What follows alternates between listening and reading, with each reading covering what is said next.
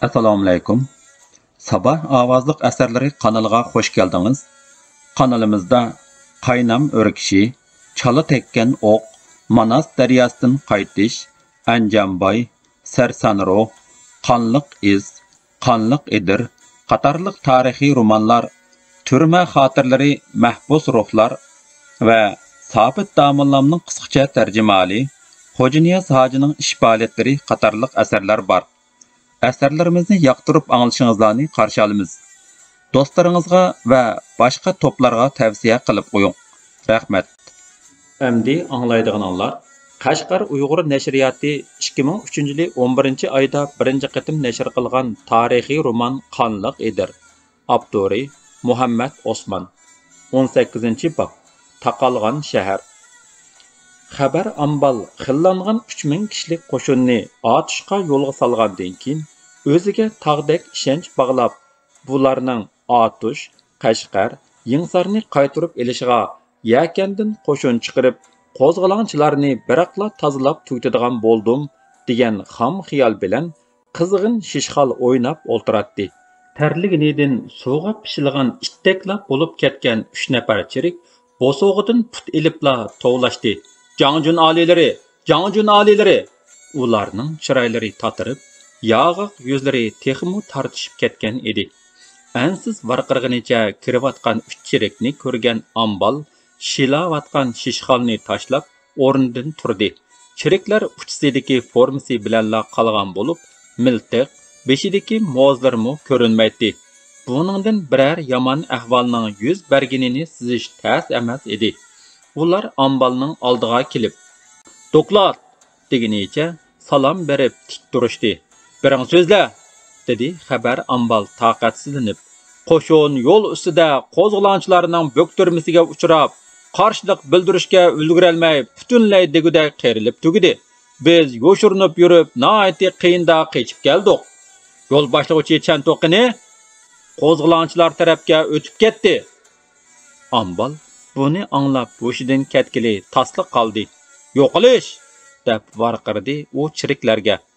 Uning ko'zlariga qizillik tiqilgan, yuzlari tatargan bo'lib, turgan joyidan jiddiy qadam bilan oldi keyniga mang'atdi. Tamga esiqlik qilishni zarb bilan elib, qinidan yerim sug'urib, yana qiniga silib qo'yatdi. G'azabdanmi yoki qo'rqinchdanmi aytavur put-qo'llari bazgak kesili tekkandek titraydi. Bundaq kayfiyat necha minut davomlashgandan keyin birdilla gurichi chiqib ketgan yesipdek bo'shishib, o'zini o'rindiqqa tashlaganicha o'ltirdi. Angacha shishxal o'ynashib berayotgan ulfatlari uning qahridan qo'rqqan bo'lsa kerak, bir-birlab o'zlarini chetga olgan edi. Uning ko'z oldidan 3000 kishilik xillangan qo'shin, ilg'or qurol yarog' va qop-qoplardagi ta'minotlar neri ketmaydi. Turib-turibla "Hey!" deb yo'tisiga shapaloqlaydi. Mijazi birdilla g'alitilishib, uyning ichida u yoqdan bu yoqqa to'xtamay mang'atdi. Ambal nurg'un o'ylanishlardan keyin o'zining mag'lubiyatini tan elib, qo'zg'olonchilarga chaqilishning foydasiz ekanligini his qildi.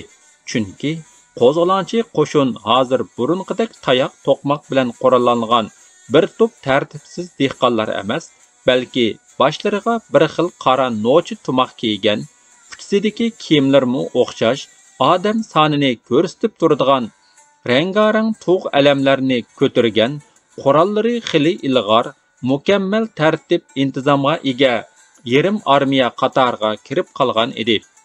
Uning ustiga Çin lashkarlarining bu qitimqi mag'lubiyati odatdagi qurollardan boshqa tayfuz zambarak, to'pang, 14 dona solbas bilan ta'min etgandan boshqa 3000 odamning bir oydan ortiq ta'minotiga yetgudak oshliq va xili ko'p naq pulga erishtirgan edi. Xabar ambal mahkamasi qo'zg'olonchilarning kuchini mo'lcharlab, hozircha sepilni taqab mudofaada turish, ili Janjuniga ma'lumot yo'llab, odam talab qilish qaroriga keldi. Ambalning chaqirishi bilan katib yugurib kirdi. "Buyruq!" dedi ambal qo'shumisni turib. "Hozirdan boshlab shahar darvozalari taqilib, qorovullik kuchaytirilsin. Har qandaq odamning yo'l xetisiz shaharga kirish chiqishi ma'ni qilinsin. Qarshilik bildirganlar etib tashlansin. Lashkarlar qovuqlarga bo'linib, sepil ustiga o'rinlashsin. Ichki to'polondan saqlanish uchun shahar xalqimi yaxshi nom bilan sepil ustiga elib chiqilib, kontrollikda tutib turilsin. Butun qism jiddiy holatga o'tib, urush tayyorligida tursin. Farmon Afardun Vanga yetkazilib, moslashib ijro qilinsin. Katib xabar ambalining buyrug'ini to'liq xotirlab chiqib ketdi. Oradan uzoq o'tmayla shahar darvozasi taqilib, kirish-chiqish man'i qilindi. Cheriklar top-top bo'lishib sepil ustidan o'rin ilishdi. Shahar xalqi andishiga tushib, keyingi kunlaridan anzirmoqda edi. Shahar darvozasi taqilish bilan tang savdo do'konlari ichilmadi. Bir hafta ichida butun tijorat to'xtab, qadimdan tortib go'zallikda va turmush osoyishligi jihatda jannatga timsol yakan shahri imoratlarining qubba pashtoqlarida u qush sayraydigan g'amxonaga aylanib qolgan edi. Yo'qsizlarning kun o'tkazmiki qiyinlashib, norozilik kundan kunga ko'payotdi. G'alva majra deganda yuz berib turadi. Buningdan xabar topgan Afardun Vang cho'chish ichida diqqat nazarini og'dirib, ko'p o'ylanishlardan keyin tadbir qo'llanish qaroriga keldi. Uningcha amal tepib shahar xalqining ko'nglini hukumatga moyil qilish, fuqarolarni tashkillab boshqurishni amaldorlarga tutqizish, qolgan ishni Allohdan tilashdan boshqasi yaxshilik ilib kelmaydi. Yakan shahrida xalqning hurmatiga sazovor 2 kishi bor edi. Uning biri qozi kalon bo'lib, yakan xalqi donishmandlikda xo'ja jumhurga, adolatparvarlikda Nushirvan Odilga o'xshatdi. Yana biri kishilar ulug' hisoblab cho'qinadigan Hazratim degan kishi bo'lib, duo va qarg'ishlariga favqulodda e'tibor bilan qarashatdi. Afardun Vang beshiga kun tushganda bu 2 kishidan foydalanish niyatiga keldi. 3 ot tayyorlab, qozi kalonni o'ng tarafiga, Hazratimni so'l tarafiga o'tkazib, ko'cha yurib, fuqarolarni xotirjamlantirmoqchi bo'ldi.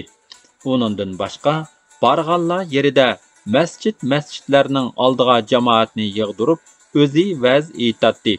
"Ey xaloyiq!" deydi u ko'pchilikka murojaat qilib, "Sizlarga shuni jakorlaymanki, buningdan ilgari amaldorlar sizlarning dard holinglarni menga yetkazmabdi. Men ularni jazolayman. Mana hozirdan e'tiboran sizlarni o'zim yo'qlab turaman. Mendan o'tgan savanliklarni ko'nglinglardan chiqarib o'tib, to'polonchilarga yantayoq bo'lmanglar. Sizlarga Xudoni guvoh qilib kepillik beramanki, bugundan boshlab butun shahar xalqiga boy, kambag'al demasdan qor qo'yuq turmush puli tarqitib beriladi. Buningga yenimda turgan qozi kalon bilan Hazratim guvohdir." Afardun deganini amalda ko'rsatish uchun xazinini ichib hamma odamga pul tarqatdi. Amaldorlarga xalqqa yaxshi muomalada bo'lib, o'ziga moyil qilishni topiladi. Bir kuni Afardun Vang ko'ngli bearam holda sarayda xabar ambal bilan maslahatlashib o'ltiradi. To'satdilla kirib kelgan xazinchi bey Muhammad Emin aytdi: "Vang olilari, shahar xalqiga pul tarqitish texi oxirlashmasdilla xazinaning yerimi tugidi. Shunga pul tarqitishni to'xtatsaqmikin deyman." "Bo'lmaydi", dedi Afardun Vang. "Davomlashtirilib, oxiri uzilsin. Tarqatgan pul shahardan chiqib ketolmaydi. Vaqti kelganda biriga 10 qetib qaytarib olamiz." Afardun o'z so'zini tasdiqlatmoqchi bo'lgandek xabar ambalining ko'ziga qargan edi. "Shundoq", deb ifoda bildirdi xabar ambal. "Bu pullarni siz topgan, yana topalaysiz. Siz omon bo'lsangiz, biz ham xotirjam." Muhammad Emin bek xo'p deginicha chiqib ketdi. Afardun Vang bilan xabar ambal keyingi ishlar ustida muzokaralashishga kirishdi. Garchi Afardun o'zini podshoh, xon deb bilsa-mu, xabar ambal xuddi gajgisiga batlinib turgan topanchidek uning hamma ishlarini nazorat qilib, bosadigan qadamidan tortib, har bir ig'iz so'zlargacha belgilab beradi. Yerlik amaldorlarni manjurlar o'zlarining to'qal xotiniga o'xshash ko'rib, lozim bo'lganda ishlatadi. ehtiyoji tugaganda ko'zga ilibmi qo'ymaydi. Xabar ambal ishlarni o'rinlashtirib bo'lib chiqib ketdi. Nimalar bo'lmasin, hozirgi muhim ish shahar mudofaasini mustahkamlash edi. Shunga xabar ambal divan begi, bosh mirzabek va cho'ng kichik hamma baglarni tizimlab, sepil darvozasini beqishga tayinlashni Afardunga topiladi. Afardun Wang xabar ambalning degini bo'yicha baglarni bir-birlab o'rinlashtirdi. Afardun Wang martabalik baglardan bir qanchani agashtirib, avval darvozai oltunga bordi. Ondan bosh mirzabekka farmon tushirdi. Tizim bo'yicha o'rinlashtirilsin. Mirzabek har qaysi o'rinlarga bir-birlab odam belgiladi. Darvozai oltunga lava hokimi mas'ul bo'lib qarovullik qilsin. Shang baglariga boshchilik qilib, kech-kunduz pasbonlikni bo'shashtirmasin. Shahar xalqi kaltak cho'moqlarini elib, sepil ustida kuzatchilik qilsin. Oxunlar vazoif o'qib, mushkul ishqa osoyishlik tilasin. Bu yerga tayinlangan chiriklar mas'ul bagning buyrug'iga itoat qilib, jangvar holatda tursin. Mirzabek tizimni o'qib tugutib, varaqchini qatlab qo'yniga soldi. Ondan azon aytgandek to'lidi. Tayinlangan odamlar Wang oliylarining ko'z oldida pasbonlik o'rinlarga qaror topqay. Ismi tilga ilinganlar shu an hozir bo'ldi. Afardun Wang darvozai oltindan ayrilib, darvozai xonaqoga keldi. Bu yerda Inoyatbek ismli birsi bor bo'lib, Yingsar hokimidek shaharni tartqizib qo'yib qechib kelgan edi. U tibobat ilmidan xabardor bo'lg'achqa, kuzatchilarning salomatligini tekshirishga tayinlandi. Shayxul Islom sohib kiram bilan Axun Munajjim zamonni ilmiy nujum bu asosida osmon jismlarini kuzatib, kelgusida yuz beradigan ishlardan xabar berib turishga belgiladi. Bu joyga Tayfu va nayzilik lashkarlarni o'rlashtirib, pat-pat o'q chiqarib, hayva ko'rsatishni topiladi. Darvozai qabig'atga alam Axunni mas'ul qilib, yetarlik lashkar ajratib berdi. Shoh nasabidan bo'lgan Zoid xo'jamni nigohban, qarovul, nigohbanlikqa o'rinlashtirdi. Xazinachi Muhammad Eminbegni alamdorlikqa tayinlab, qo'liga nurg'unchilik tutqizib, patrullik vazifasini topshirdi. Qarovullikqa qo'yilganlar ichida yana ulug' ushoq baglar, Axun molla imomlarmi ma'lum salmoqni egallaydi. Darvozai masxiraga Mufti Axun qabrisi hozir Sisiq ko'lda. Sardor Xotib Axun va xazinachi Mag'rulbek ikkisi yordamchi bo'ldi. Bir bo'luk chirik hamda shahar aholisi qarovullikqa o'rinlashtirildi. Terakbog' darvozasiga Qozi Axun mas'ul qilinib, Zafar Axun degan tevib kishi yondab berildi. U kasalning tomirini tutib, hammasiga o'xshashla qashirmash buyurish bilan mashhur edi. Alamdor bey Shoh Mansur bu yerdagi alamdor va chiriklarga mas'ul qilindi. Pashshab beg Nayman Mirab atrofga maxfiy odam chiqarib, josuslik qilishga qo'yildi. Bu atrof nihoyatda muhim bo'lib, ro'barosidagi ustluk mozorda qo'zg'olonchilarning odamlari bor edi. Yuqorqilardan boshqa muhim deb qaralgan joylarga ko'plab qarovullar qo'yildi. Masjidning imomlari kechini masjidda o'tkazib, Allohdan hukumatga bexatarlik, podshohga nusrat tilashga buyurildi. Shahardagi Axun ashraflarmu namozida duo tilovat qilib, hukumatning omonligiga Allohdan madad tilashga o'rinlashtirildi. Ishlar qanoatlanarlik o'rinlashtirilib bo'lgandan keyin Afardun o'rniga qaytdi. Ammo nimishqidir ko'ngli tinmayotdi. Farmon! Afardun bosh mirzabekka buyruq tushirdi. Butun mazor, masjidlarda doshqozon esilib, xatmi Qur'on qilinsin. Masjid xonqalarda xatmi boshlansin. Talibul ilmlar yig'ilib, kech-kunduz uzildirmay, vazoif, avrat o'qib, omonligimiz uchun Allohga iltijo qilsin. Barliq talabkorlar podshohga omonlik tilab, hamma kori boriga xayriyat tilasin. Farmon darhol ijro qilinsin. Mirzabekning o'rinlashtirishi bilan shu soatning o'zida jakarchilar ko'cha aylanib yurib, varqirashqa boshladi. Ey xaloyiq, quloq solinglar, anglamadim demanglar. Hozirdan boshlab o'ydan qozon achiqib, zoratgohlikqa, masjid xonqalarning oldilariga isib, zora xatma qilinib, xatma Qur'on o'qilsin. Shundoq qilib, Qur'on savati barlarning hammasi yig'ilib, masjidlarda xatma boshlandi. Qori mollachaqlarning qiroat ovozlari shaharni larziga soldi. Piriyona yakan duo tilovat sadosidan zilzilaga kelib, omuxas 72 ming malaikaning hammasi arshdan tushib, o'zlari hamdastixon bo'lib o'ltirgandek hayajonga chumdi. Texi necha soat ilgarila Afardun Vang va uning amaldorlariga qarshi nafrat yog'dirib g'azablanganlar qiroatning mo'din dillari erib, hisob kitoblarini qiyomatga qoldirishdi.